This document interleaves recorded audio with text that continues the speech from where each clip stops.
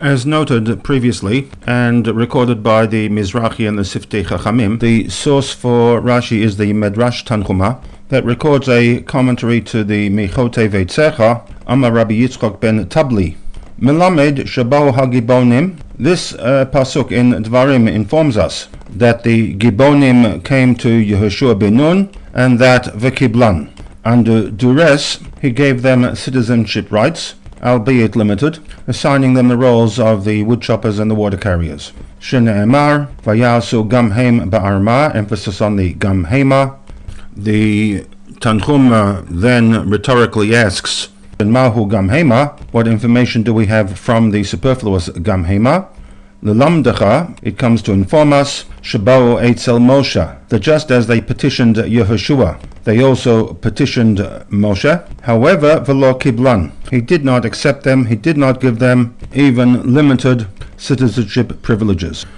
It should be noted that from the very outset, the focus of Rashi differs to that of the Tanchuma. According to Rashi, the focus is upon a group of people identified as Knaaniim, and draws support from the pasuk of Yehoshua, whereas the focus of the Midrash Tanchuma is the reverse, Sheba'u HaGibonim, and draws upon Sefer Dvarim for support, but not mentioning or identifying the group of people who presented themselves to Moshe Rabbeinu. L'lamdecha Sheba'u Eitzel Moshe. It informs us that they came, whoever they were, to Moshe Rabbeinu. Ramban also notes the distinction between Yehoshua and Moshe, in that Yehoshua was Mekablan, accepted them, while Moshe lo Kiblan. Upon close examination and comparison between the Rashi and the Midrash Tanchuma, we will notice two changes.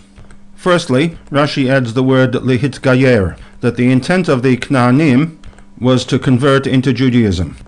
In the Midrash Tanchuma version of this incident, the wording is merely Lamdecha Sheba'u Eitzel Moshe.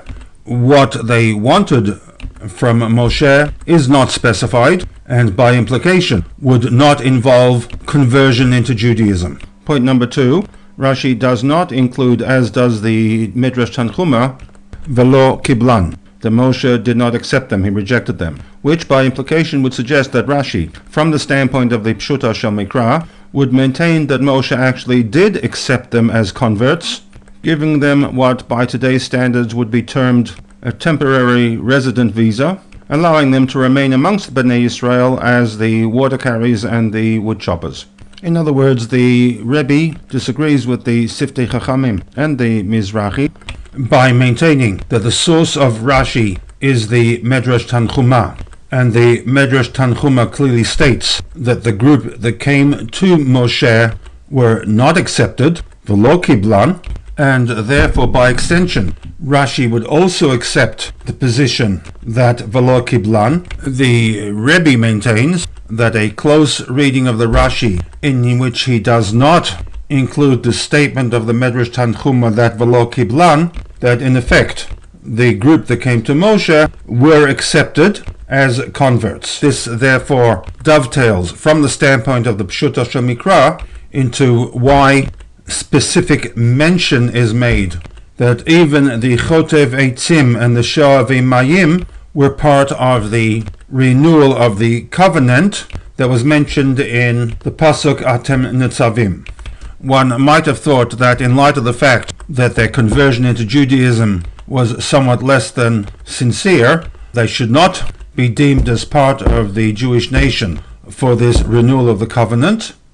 The pasuk therefore needs to make mention of the fact that although Moshe designated them as Chotavei Eitzim and Shoavei Mayim, they nevertheless were to participate in this renewal of the covenant.